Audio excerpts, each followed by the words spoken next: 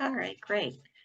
Good evening, everyone. My name is Suzanne Kaiser. Thank you for joining us.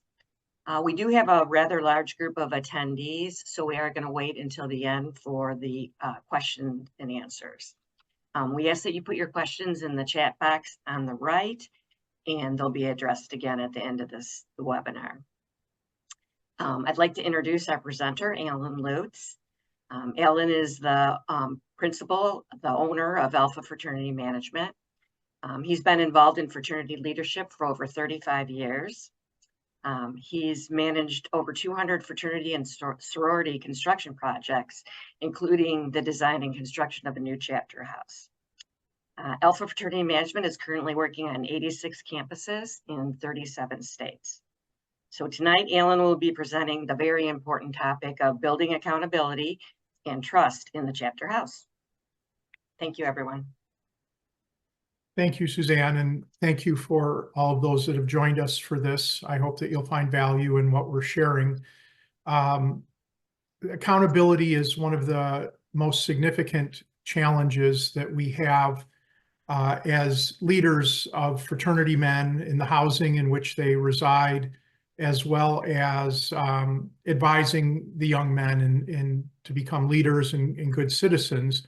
And responsibility and accountability are significant factors in that particular issue. So you're going to hear me talk a lot tonight about culture, and then we're going to talk about some policies and procedures that can lead to accountability. And we'll have plenty of time for question and answers, first on this topic of accountability, and following that, I'm happy to stay on the call and answer more general questions that people may have following that. So again, thanks for being here, and I'm hoping that this will be a session which will give you some new ideas and perhaps some new best practices to continue. So we're going to start with our presentation, and as we look through this, we're going to really focus on two different areas. The first is creating an environment of accountability and trust. For there to truly be accountability, there has to be a environment where the parties are going to trust each other, where they're going to respect each other, and where they understand each other's points of view and needs regarding their fraternity experience. And so that environment has got to be the front end. It can't all be punitive. It can't all be just coming down on the members for doing things wrong or for behavioral issues if there isn't some front end education and communication that goes on with that. And then secondly, there are some best practice procedures of how you can educate the members of the expectations, develop a culture of accountability that will carry over year after year and develop into a set of expectations that are understood by the members and can then be more reasonably followed. You know, as we start out here, we're really looking at what are the best practices of how do we create organizational and facility structures that lead to accountability. And, you know, why do we have these problems? Why do we have challenges with young men that don't follow policies, don't follow guidelines, that sort of thing? And I think that, you know, to be brutally honest, there's a couple reasons for it that we have to realize. The first is that we're dealing with 19 and 20-year-old men who aren't always well educated as far as what the expectations and culture are, that are going through a maturation process and maybe haven't fully developed their sense of responsibility and support and expectations for each other. And that sometimes there's alcohol or other influences that just lead to bad decisions. So we're working in an environment where they may not know the expectations, and then there may be other factors of why they're choosing not to meet those expectations or making bad decisions. And so, with that, we really need to start an education process. And you have to understand that at this point, largely the fraternity housing experience is focused on sophomore men on most campuses. If we're following the best practices, we're lucky to get 20 to 25% of our in-house residents as upperclassmen. But by and large, the majority of the men that are living in the fraternity are sophomores who are coming into a new environment. First time they're really living alone in an unstructured, unsupervised scenario. They may have lived in the dormitories before, but on the dormitories, usually there's pretty clear expectations and resident advisors and resident directors that are overseeing that and holding them accountable to that. So this fraternity environment is very much an incubator for learning, for leadership, for developing these sorts of mature ideas. And to be successful in this, we really need to be educating them and educating them on an ongoing basis. I sometimes talk to alumni who are having challenges in this area, and they might say, well, yeah, we just had a big retreat on accountability and responsibility 2 years ago. And it doesn't necessarily click into their mind that they have a completely new set of students, of members that need to be re-educated. And this re-education needs to take place at move-in of every fall or January as new officers are elected. There needs to be an ongoing education and communication process so that everybody understands it. And this can best be accomplished through chapter retreats, through officer transition workshops, or just some general discussions at the chapter meetings where everybody really needs to be discussing and contributing to what is the vision for the chapter? What are the goals of the chapter for this upcoming year? Where are we headed and what are we trying to accomplish as a group? And then what are the overall expectations of membership? And those expectations can be recorded in a number of different areas.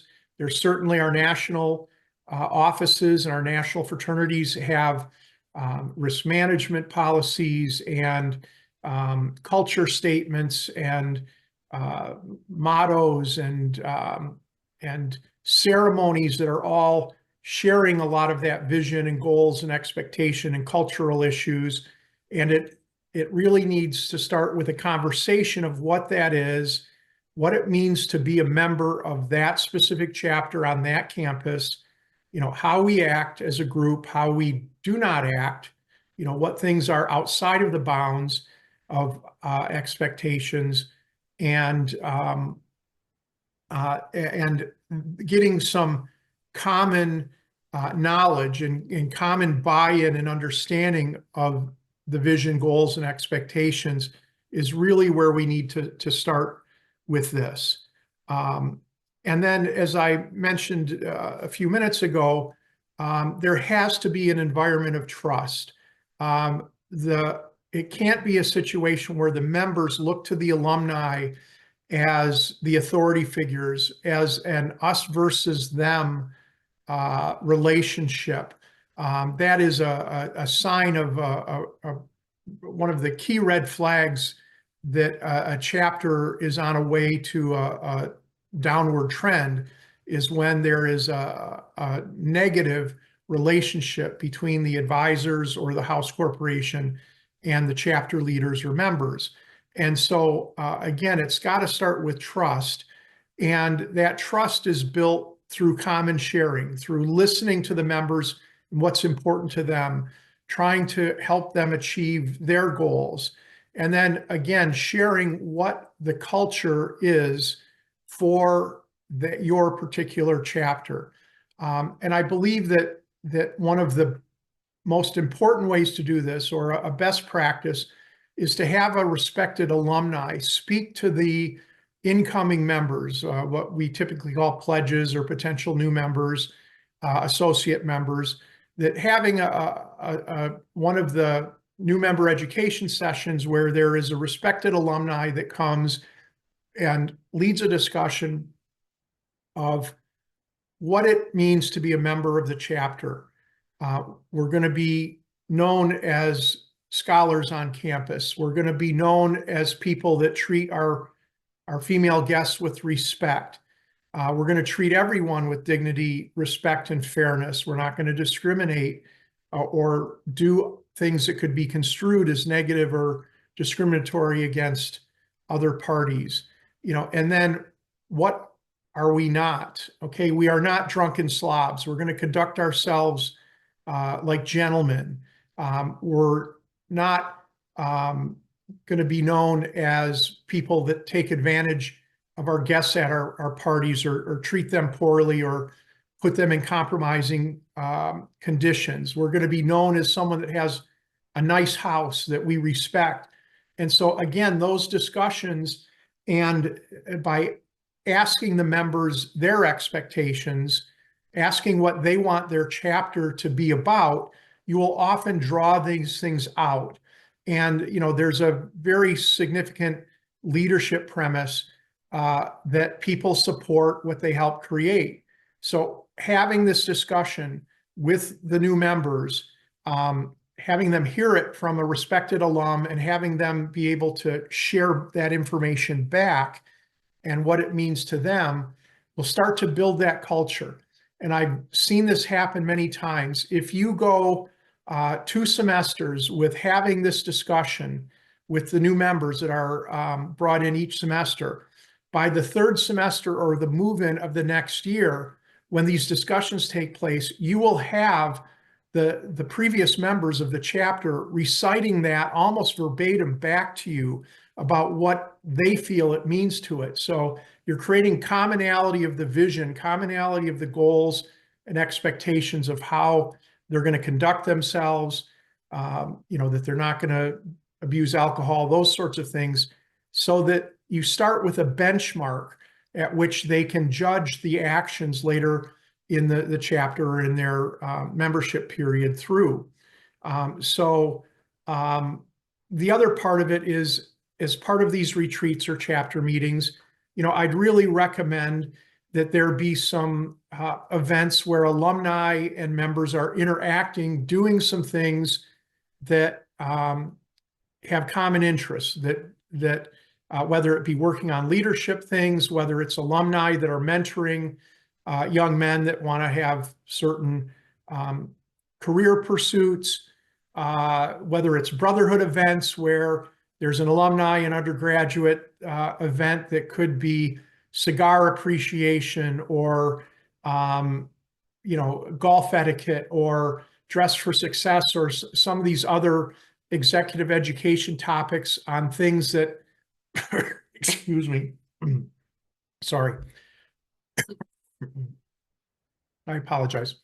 But some interaction on topics that will help them develop in their career and gain skills that may not be available through the traditional classroom education. And so by doing those things together, you get to know each other, you build trust. And so that trust is the common bond that when it comes to working on problems, is where that really pays off. And so you've got to invest the time, a little bit of time on the front end, to build these relationships, to have regular meetings with the chapter officers, with either the chapter advisors or the House Corporation on housing related issues. That's where you're going to build a team where everybody's working for some of the same goals. And that, best practices there again are the strategic planning retreats or sessions at the beginning of the school year, officer transition workshops, monthly meetings with the House Corporation on housing issues with the chapter leaders, or regular meetings with the chapter advisory board, working with key people, mentoring events. Those are the best practices that get this done. And they really don't take a tremendous amount of time, but they're going to pay significant dividends down the road, not only in related to accountability, but developing a chapter that everyone's going to be proud of, developing the culture that's going to attract the new members in the future that are going to be the top members that want to be associated with people with those values and live in an environment where those things are important to everyone. So another big part of this, which we see many groups really not taking advantage of, is the branding from your national organizations. All of our national organizations have spent a great deal of time and effort developing a culture, developing branding, the mottos, the slogans, the ceremonies, all of those sorts of things to promote the culture and the values that we would like our members to exhibit. And so as you consider that, you have to ask yourself, what does the national culture and the national expectations and so forth, how are they being applied to your chapter? Excuse me. Are you displaying them in the chapter house? Are they being discussed as part of the new member program or being discussed with the chapter leaders? If you aren't, a huge takeaway from this is that if you are not working to create a specific culture within your chapter, the chapter will adopt its own culture based on what 19-year-old men feel is important. And if you ask 19-year-old men, what we frequently find, it's about chasing girls and drinking beer, that's what they find important. And that's where we see this kind of campus alcohol arms race to have the biggest and best parties and, to have events with the sororities and things like that. And that is certainly part of a social fraternity experience, but we also want well-rounded members. And so how are we regularly communicating? How are we bringing those sorts of values into the members' lives on a daily basis?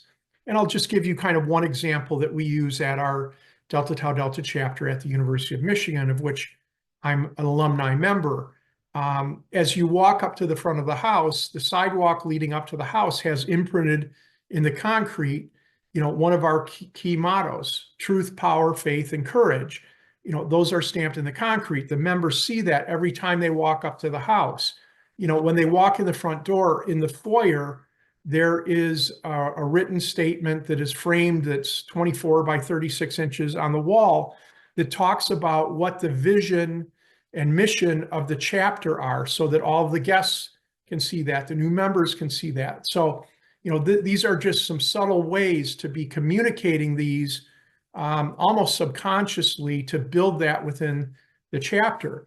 And if you're messaging other things that don't reflect your vision or values, you really have to look at, how do we remove that? How do we take that influence out of there?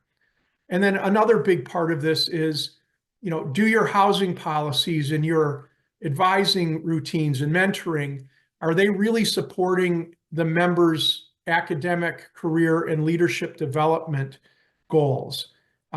We find that the fraternity members are all over any sort of programming that will give them a leg up to get an internship, to get a better first job.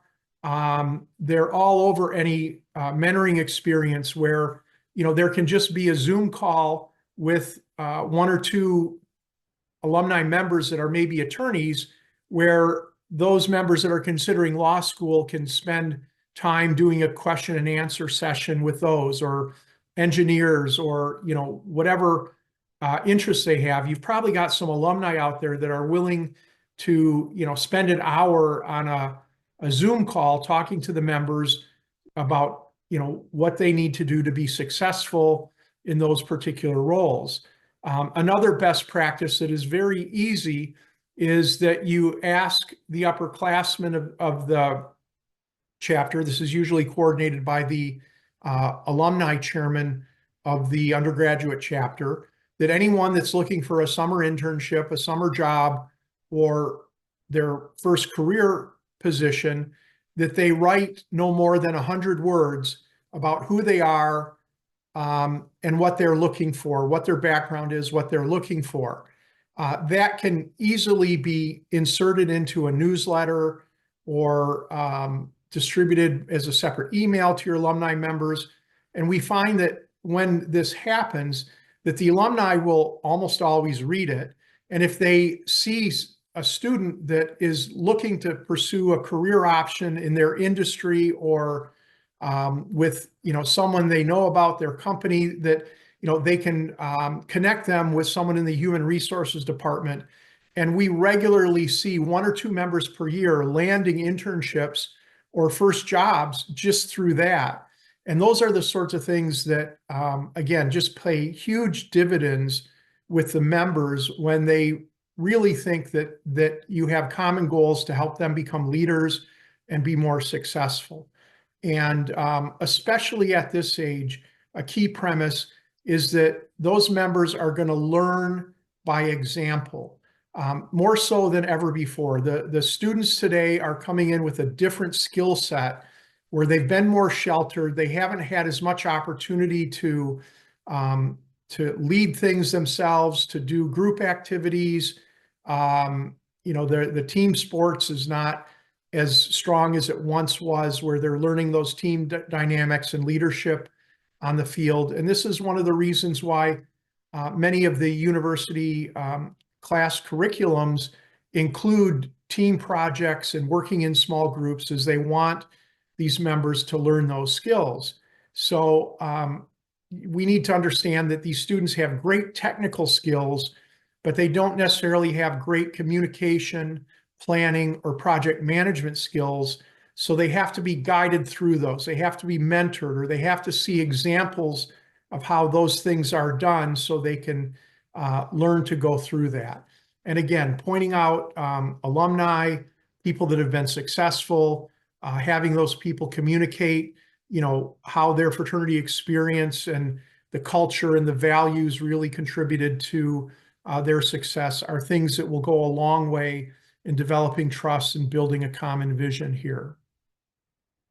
And so, then as we've built this culture and this bond between alumni and undergraduates and among the chapter leaders and the new members, we then have to look at how are we going to really communicate this, not only to the members, but to the parents, of what the culture is related to accountability and responsibility of the members. What we find more than ever before is that the parents continue to be highly involved in their sons' lives, even when they are sophomores or juniors living in the chapter house. I say this humorously, but we get more work requests for things that need to be fixed in the chapter house from mothers than we do from the guys that are living in the chapter house. So the parents are a key stakeholder in all of this. And the parents can be not only a key stakeholder, they can be a key supporter, because they want their sons to be successful. They want their sons to become responsible. They don't want to see their sons get hurt or someone else do something that's going to, have a bad outcome. So this issue around accountability, and when you have problems with damage in the chapter house, or people not living up to the values that have been shared, it often results from a scenario of poor communication. The communication is stopped. The members aren't being educated. These discussions aren't taking place. And in lack of that, there's a vacuum, and the members develop their own culture. So communication is key. And with today's students, you have to understand that communicating a concept to them once is rarely enough for it to sink in and become, a permanent part of their psyche. Our general best practices is that they need to be communicated key concepts at least 3 times, and that communication needs to take place in different mediums. So as an example, there will be expectations for conduct in the chapter house that might be put in your housing documents or your lease documents. Okay, we would recommend that also be communicated through a face-to-face conversation, whether it be communicated at a presentation at a meeting or through a Zoom meeting. And then it should also be communicated or reminders sent out via email or text messages. The students today greatly prefer communications via text messages rather than emails. They will respond to them more quickly. When we look to the parents are going to respond more to email communications. So as you try to share this, share it in different mediums, share it multiple times so it starts to register and be repeated in a way that it becomes a top of mind awareness with them. And again, that usually needs to happen at least 3 times to take place.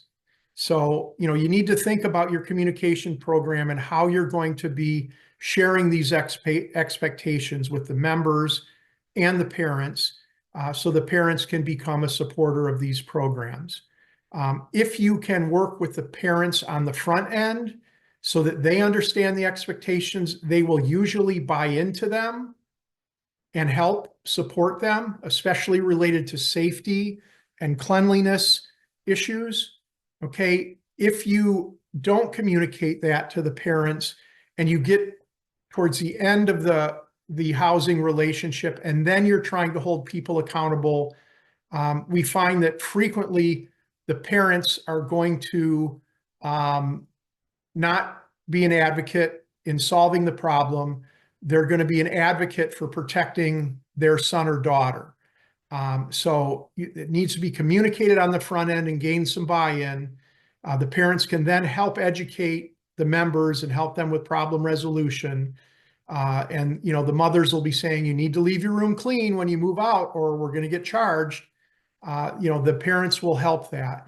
But if you don't do that communication, include the key stakeholders, including the parents, you're going to find issues. You're going to have greater battles at the back end when you're trying to enforce the accountability.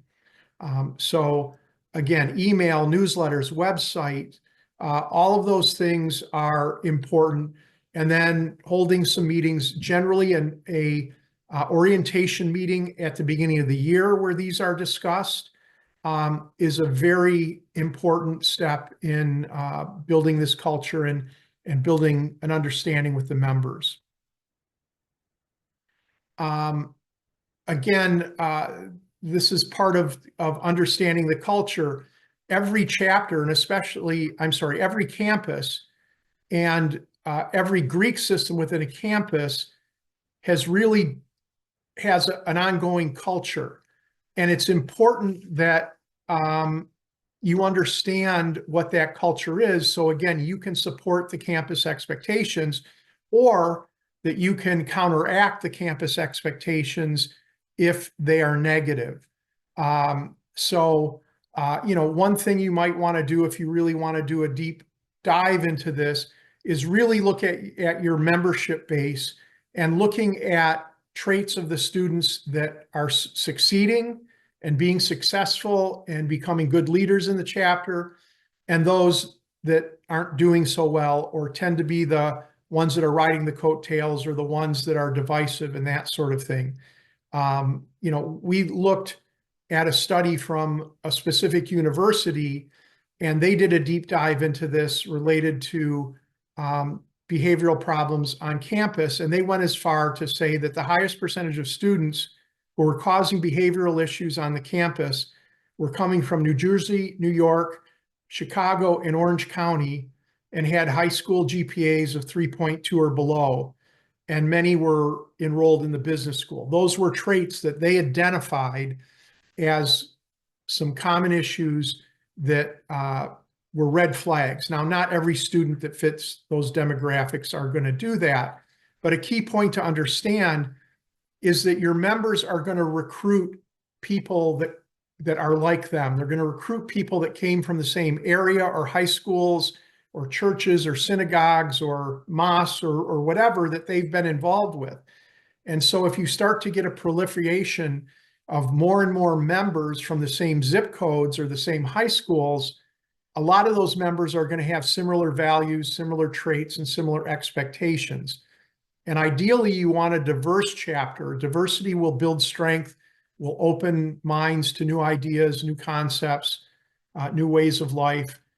So diversity, in my opinion, is an important factor. But if you're seeing a lot of people from the same hometown or same high schools, that can be a red flag. And so, really understanding your campus, the campus demographics, your chapter, how it fits into those cultures are some key things. And, how do you find this out?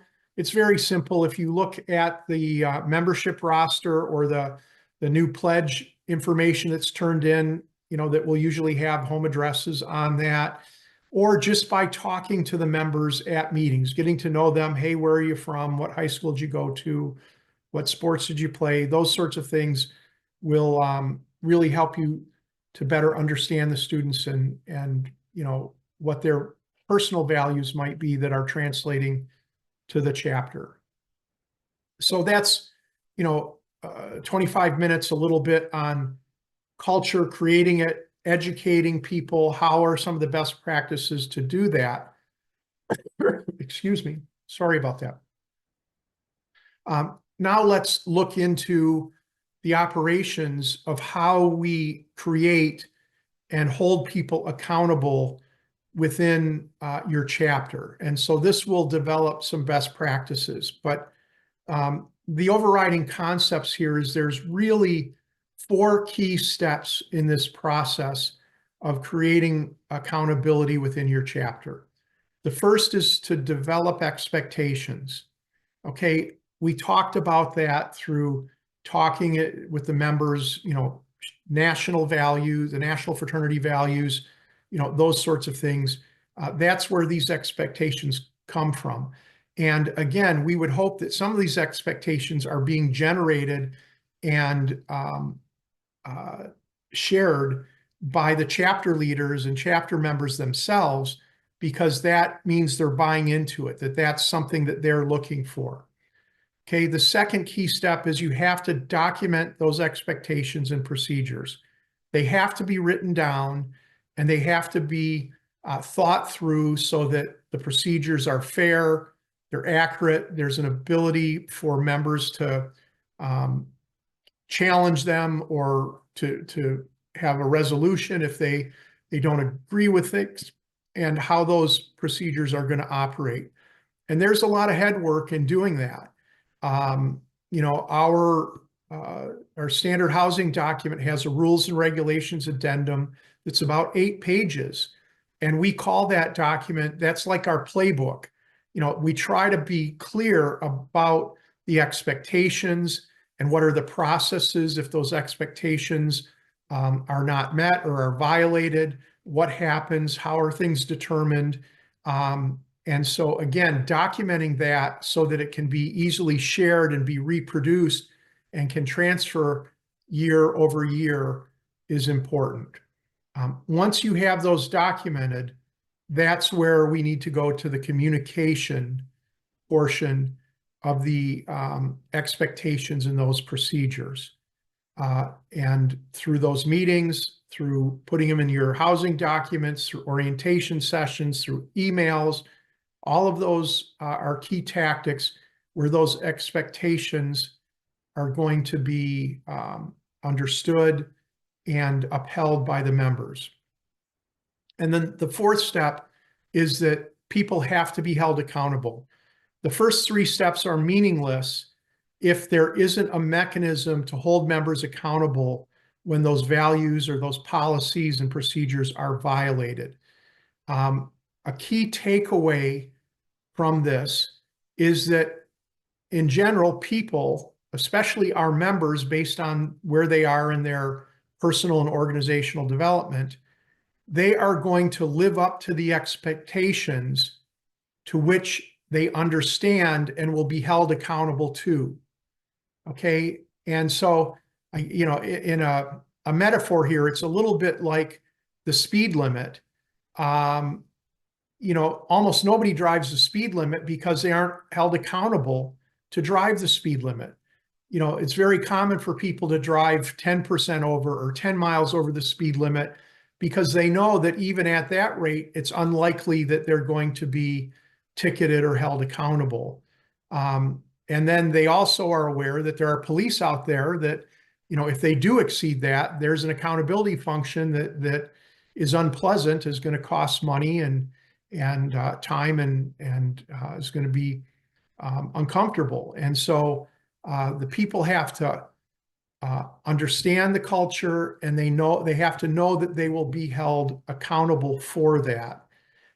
And this doesn't happen overnight. This typically takes a few semesters before it's fully ingrained. And so if we break down each of these steps, let's talk about some of the practices of how you might do it.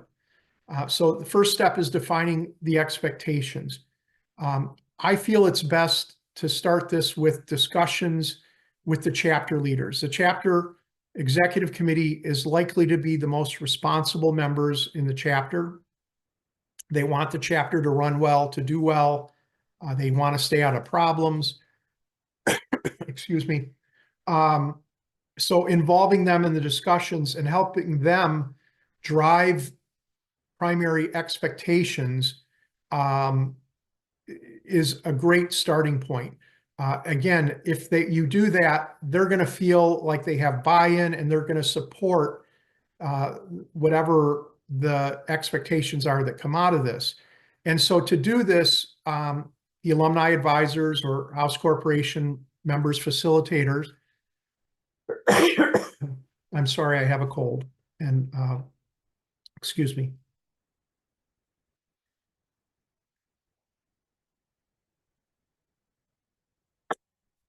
I apologize.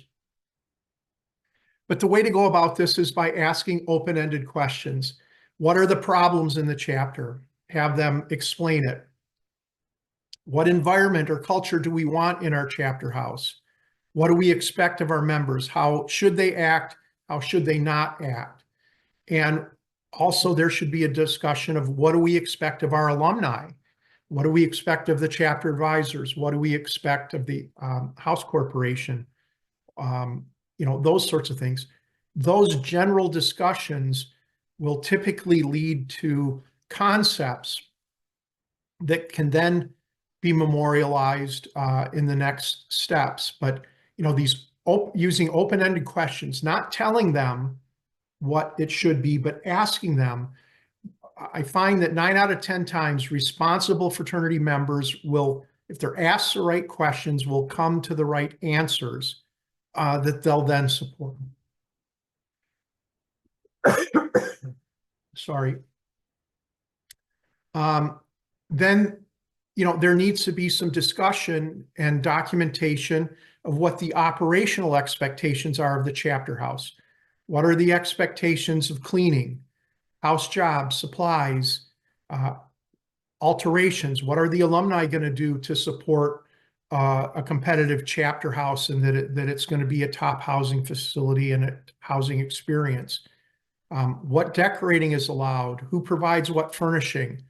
What are the procedures and expectations for parking? The expectations related to fire alarms and fire suppression systems and fire extinguishers, that those aren't going to be tampered with, and storage. Another one that's not on here is keeping people safe by staying off the roof. I mean, we just saw a situation within the last few months where a chapter had a party. Members and guests were up on a roof. They shouldn't have been up there. There were no railings or barricades. A young woman fell off the roof and was seriously hurt. Those expectations should be discussed. And again, with buy-in, but there should be a set of operational expectations for the chapter house. And most frequently, these are memorialized in a housing document or a housing handbook, something of that nature. Financial expectations should be discussed. Simply, it needs to be understood, and the chapter officers, all of the members need to understand that the chapter has to financially support the chapter house.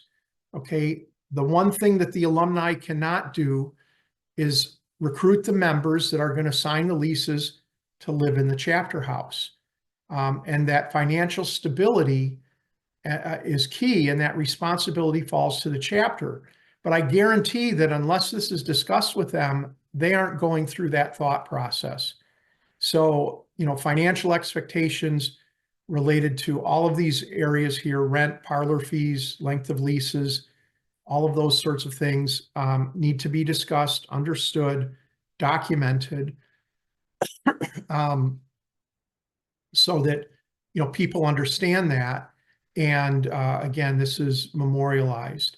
One of the best practices that we use with this is a two-page document that includes some of these key topics, and we call it a memorandum of understanding, or an operating agreement that is signed between the alumni and the chapter officers each year, that talk about the chapter's responsibility to fill the chapter house, what the expected occupancy level is, that the greater the occupancy, the less the rental rates will be. And under a certain level, if there are empty beds, what is the chapter's responsibility to make up the income that is lost through that?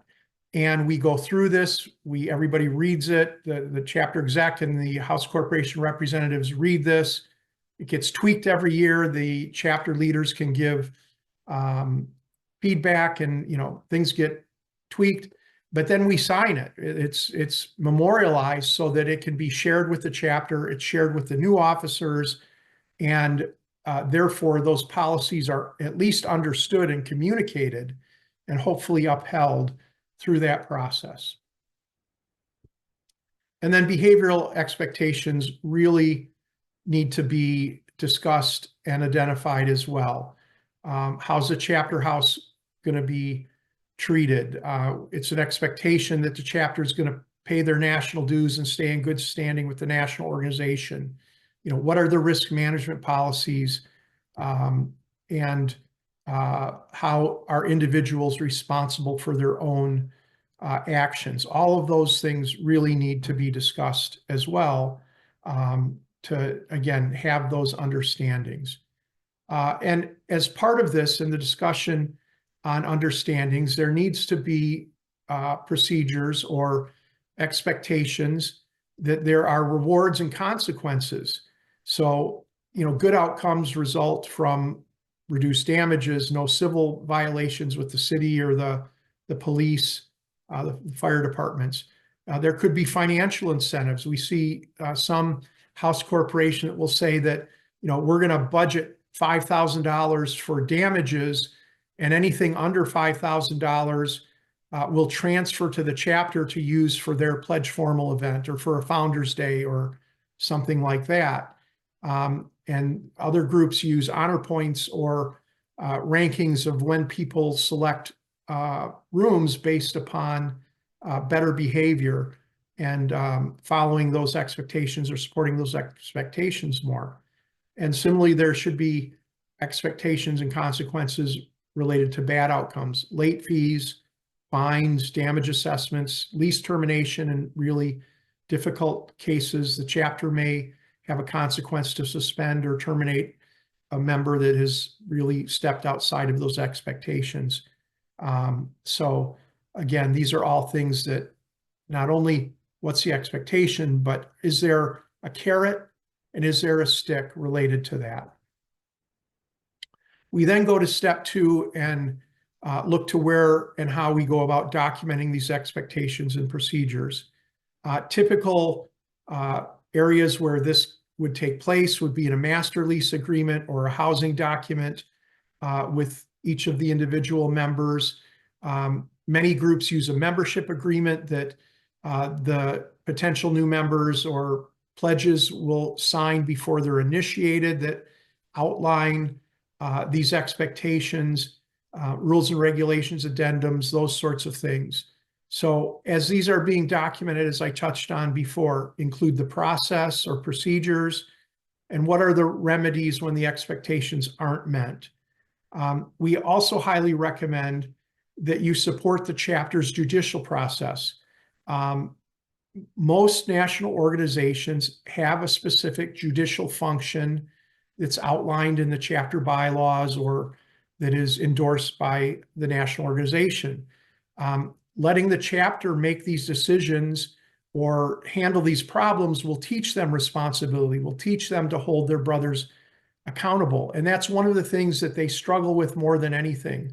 If you talk to many of the sophomore members, you'll often hear that they don't believe that they have the right or ability to hold a junior or a senior member accountable to pay their dues or to not damage the chapter house. By having a chapter judicial process where as a group they can hold people accountable and where they can institutionally learn this responsibility is going to develop leadership skills that are going to benefit them. When you're looking at these documents, we also recommend that you look closely at the local, state, and federal laws and disclosures and include those in the lease documents. There's some real unusual things out there. As an example, in the state of Washington, if you sign a 2-year lease, it has to be notarized. If it's not notarized, the lease is fully cancelable at any time by the tenant. Michigan has some very unusual things about security deposits and notices that have to be provided upon move out. Almost all states have requirements for how quickly security deposits need to be returned and how you report those damages. All of those things are important that are put in the housing documents so that they're understood.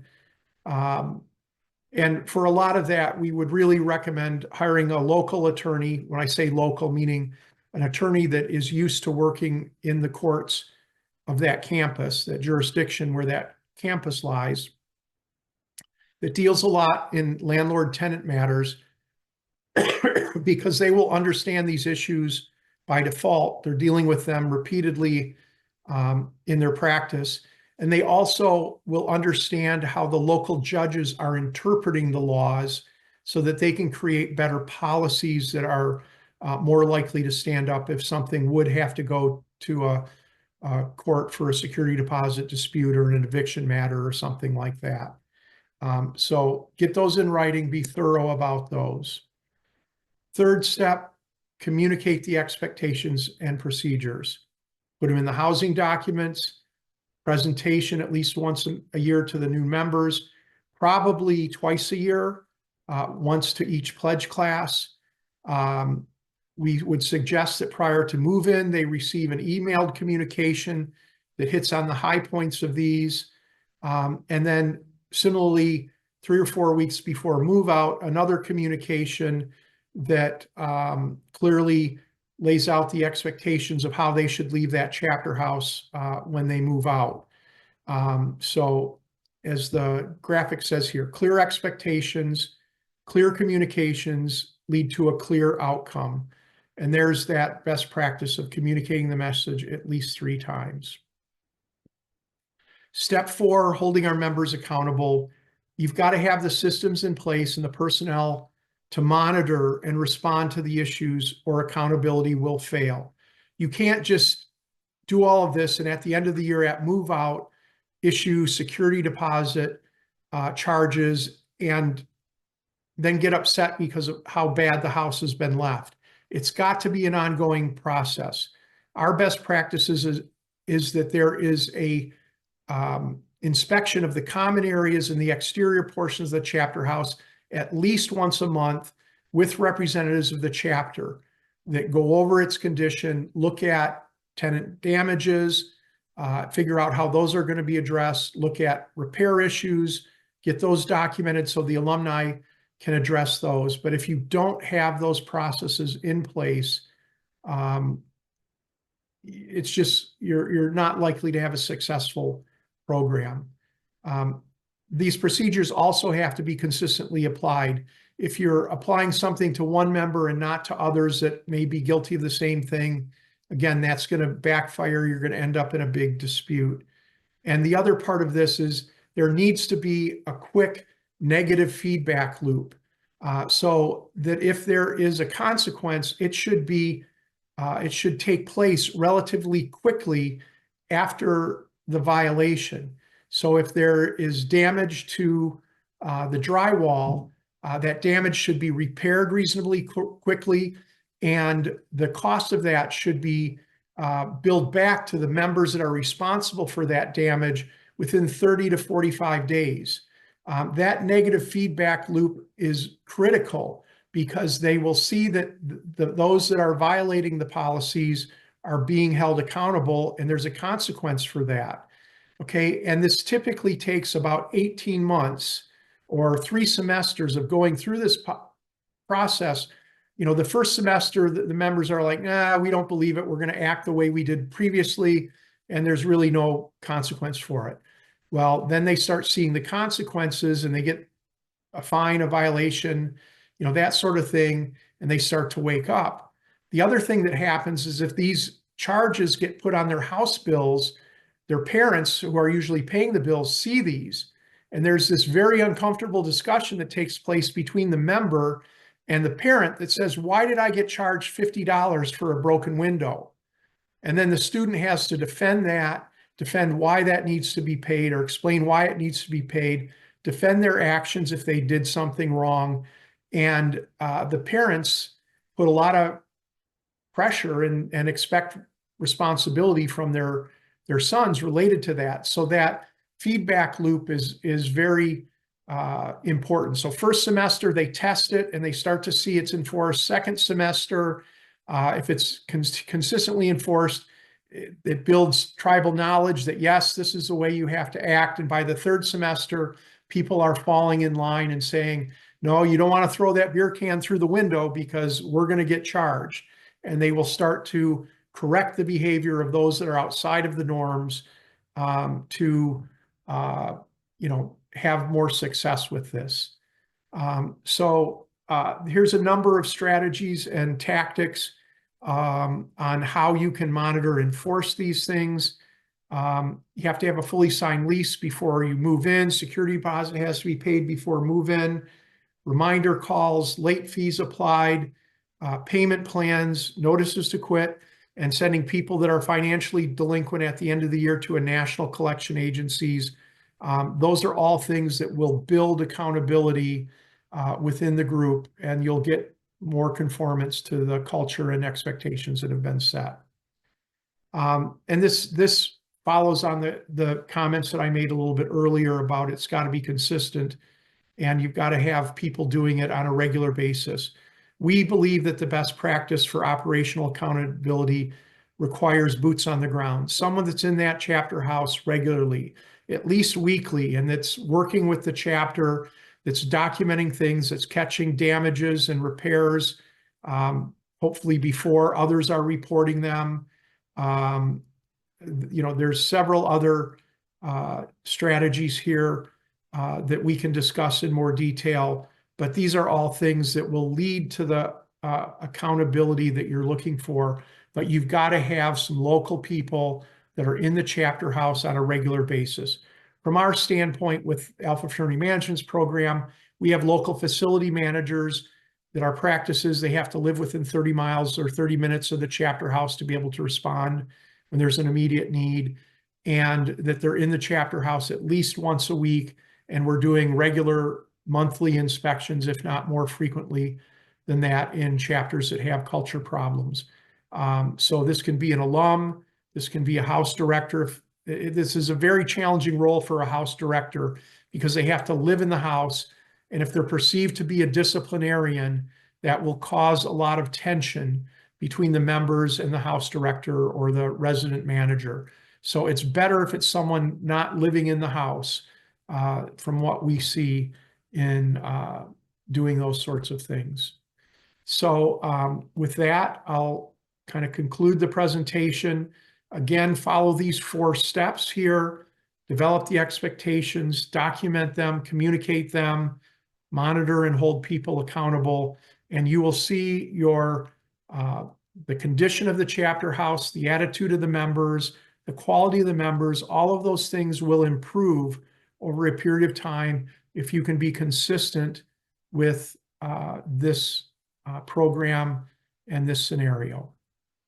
So thank you. I'm going to stop sharing the screen here and ask Suzanne if we have any questions or follow-up topics. We do not have any open questions right now. So please feel Okay. free to put them in the question and answer box. If you have any questions, even general questions, Allan mentioned that he would be willing to field. Yes, happy to share information on accountability. The other thing that is likely to come up is for those people that attended the meeting, you've registered with us, we have your email. We will share this presentation in the form of PDF slides, and we'll send that out in the next few days to you so that you're able to refer to it or share it with other advisors or leaders on your board. So looks like someone may have done a Q&A. Right. Don has asked, what does a local manager cost, facility manager cost? It certainly depends on their duties, and it depends. Frequently that local manager may also be someone that's doing maintenance and repairs for you, and so that can be built into it. But the cost is proportionate to how involved they need to be, as well as the size of the chapter house. A chapter house that sleeps 100 people has a much more intensive need and time commitment than a chapter house that sleeps 10. So I would say that typically somewhere between, at the low end, $500, at the upper end, $1,500 to $2,000 per month during the school year might be typical.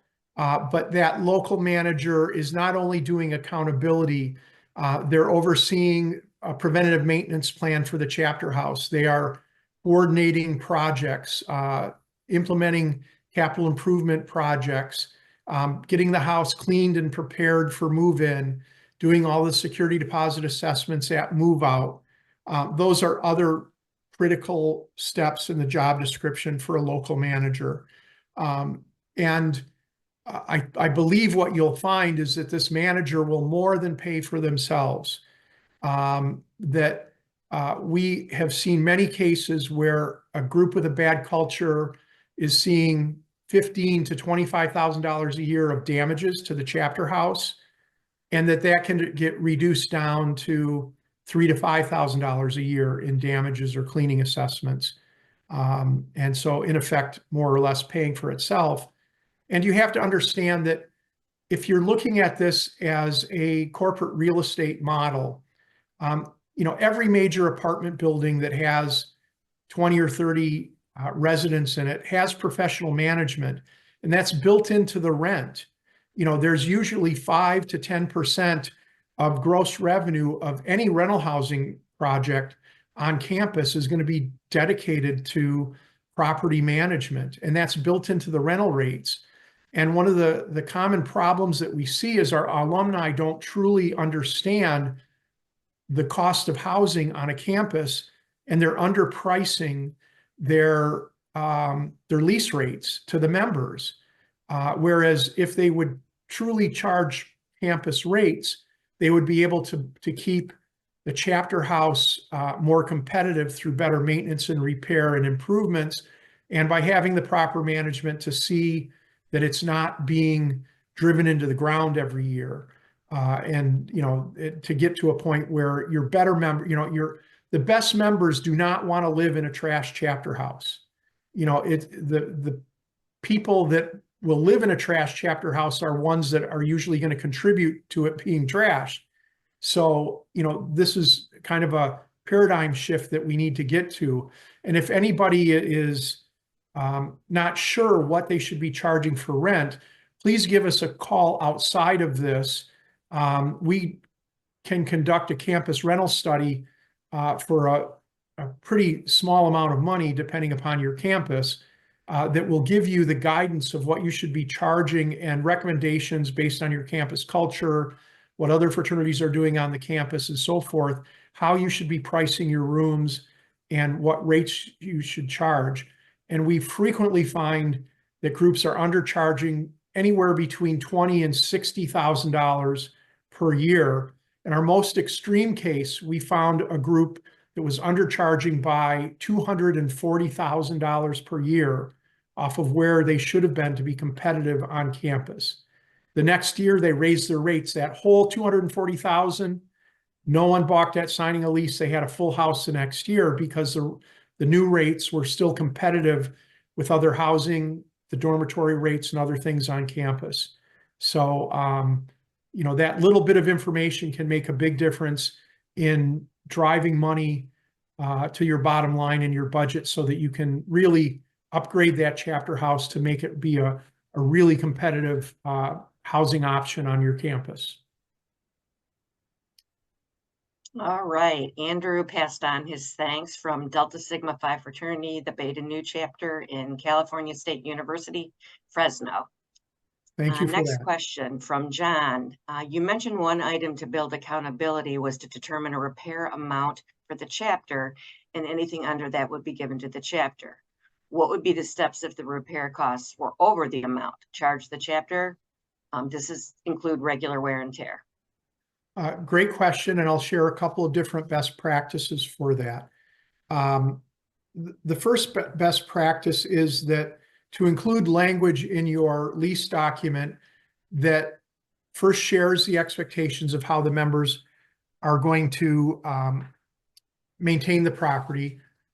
And if there is damages, and those damages do not require a licensed contractor or don't put the member in a safety situation, that allows the members to make those repairs themselves or to hire their own contractors to make those. So that can be a key part that gives the members some responsibility for the solutions. Generally, there are deadlines set for that. So that if the members don't respond within a reasonable amount of time, or at the next inspection when your representative comes in to look at that drywall repair, let's say, and it looks like a tumor on the wall, not something that's sanded smooth and touched up paint and is unrecognizable from the rest of the parts of the wall, that if the chapter can't perform well or chooses not to perform, then appropriate repair people are brought in to make that. And whatever the costs are for those repairs, those are billed back to the members. We believe it's most successful for the chapter to bill those back to all of the members, not just those members living in the chapter house, because what we find is one of the big excuses that we tend to get is that it's the out-of-house members that came in and did the damage, or that it's recent alumni that came back for a football game and did the damage, that sort of thing. So by charging it to all of the members, it's more fairly distributed across the board with that. So in that case, during the school year, they're being billed back regularly, and that those are due on their next house bill, the next monthly house bill. And if you get to the end of the year or the end of the student's lease term, they would be deducted from their security deposit. Move out damages for within their individual rooms, or if it's a double, it's shared with two people, damages within those rooms would generally be billed back to those members at the end of the lease period when they move out of the rooms and you do the move out inspections. When we see a culture of high damages, what we've done with some chapters is we've instituted a common area security deposit that's equal to the amount of damages that took place the previous year. And the chapter has to pay that prior to move-in for the next year. And then damages to the the common areas, if they don't pay those in a prompt period, they're deducted from the common area damage deposit. And that damage deposit will have to be replenished as it is diminished or replenished fully to the next year. And generally under that condition, the damage deposit will fluctuate based upon the level of damages in the prior year. So if they did better and the damages were only 5,000, that deposit can drop to 5,000. If they did more damages, it goes up. And there can be a policy that if they pay for the damages within 30 days of receipt of each invoice throughout the year, they can extinguish completely the damage deposit for the next year. So those are some of the strategies we find that works the best related to enforcing damages when they're billed.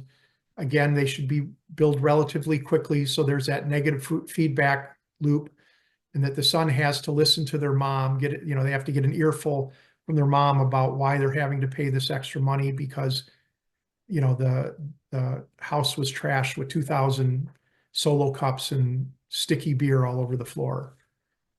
So the other thing with that I'll mention is important to the monitoring of the situation is that when we do the inspections, we document everything with digital pictures.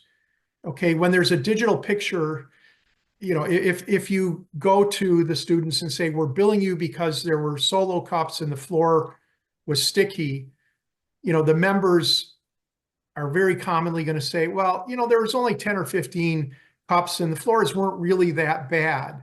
But when there's a digital picture that shows that there is a sea of red Solo cups throughout the dining room, it just stops a lot of the disputes and arguments, and you just move on to the resolution stage much more quickly. So that documenting the chapter house before move-in with digital pictures and then documenting damages during the year or at move-out with digital pictures will save you a lot of arguments with people.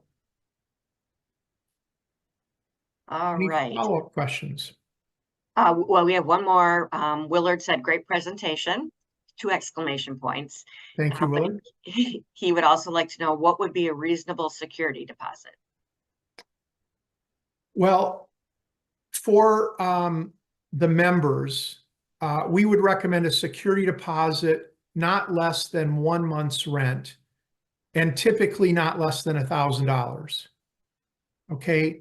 At the upper end, we would suggest 1.5 times rent as a typical security deposit for the members living in the rooms. If you're going to do a common area security deposit, I would say that it should be proportional to the damages that pre-existed, so you don't have to argue about the amount. Last year you did $5,000 worth of damage, that's what your security deposit is. So if you're going to do it, the other thing that we recommend is as part of a membership agreement that there be a membership deposit, and that membership deposit is held until the member graduates. And that membership deposit can have money withdrawn from it for damages to the chapter house or chapter or national dues that are unpaid. And so that's another way to drive some financial accountability and to have a mechanism for there to be some money to cover some of these things rather than having to chase people down for a small amount. All right, we have no further questions. Well, very good. We're hitting 8:10.